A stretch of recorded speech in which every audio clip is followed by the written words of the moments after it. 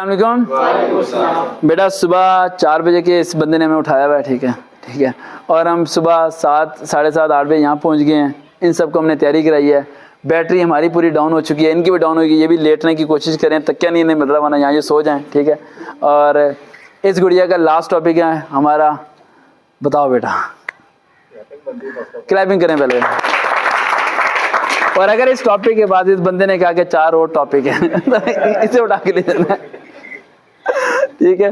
अगर इस बंदे ने कहा कि 4 और टॉपिक है, यस बेटा कौन सा टॉपिक है?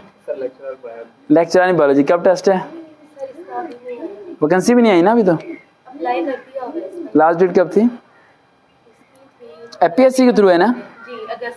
हाँ जेन में आ गया। वो लेक्चर इन कॉमर्स, वो हर सब्जेक्ट के मतलब आई थी ना। कितने 8 सीटें है ना।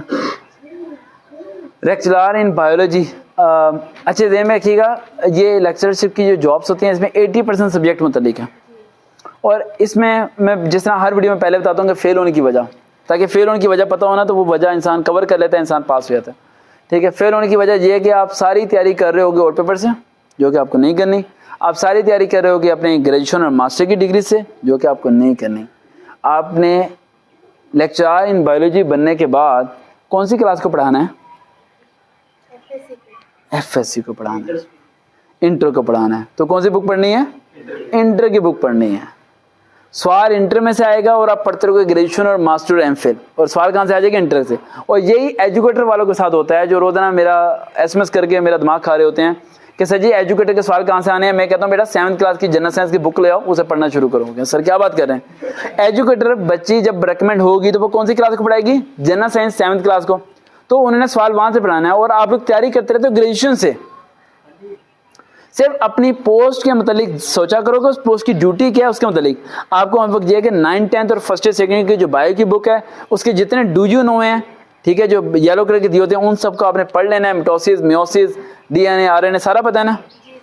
पूछ लो, ये बायो याद है सारी? पूछो या ना पूछो? रहने देते हैं, नहीं लड़के होते तो पूछ लेते, आपसे रहने देते हैं, ठीक है। पूछ लो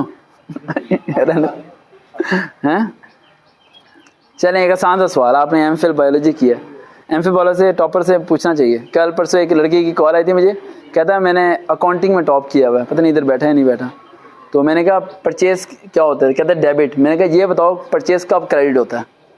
सोचता रहा, कह रहा सर नहीं पता। मैंने कहा टॉप कैसे किया तुमने यार? अब मैं आपसे वैसे पूछ रहा हूँ, डीएनए आरएनए सिंपल से है ना। डीएनए में कितने ब्लड होते हैं? कितने ब्लड होते हैं? ब्लड सोचो। ब्लड BLOOD ब्लड, खून। वरना किसी का खून निकाल के बताना पड़ेगा। आरएनए में कितने ब्लड होते हैं ये बताना। चलिए बता दूंगा मैं आपको। जिन्हें अगर पता है तो यूट्यूब के नीचे कमेंट करें, ठीक है। अपना ब्लड चेक करके कमेंट ना करें, पढ़ के कमेंट करें। जो चीज़ को अब वजह बताऊँ कि आपको क्यों नहीं आता होता, आपको किसी ने बताया नहीं होता, कौन सी बात है। आज यहाँ बैठ के कितना दिमाग खुल गया ना, काफ़ी अवेयरनेस मिल गई, ये है वो चीज़ों के बारे में, एज रिलेक्सेशन सब चीज़ें।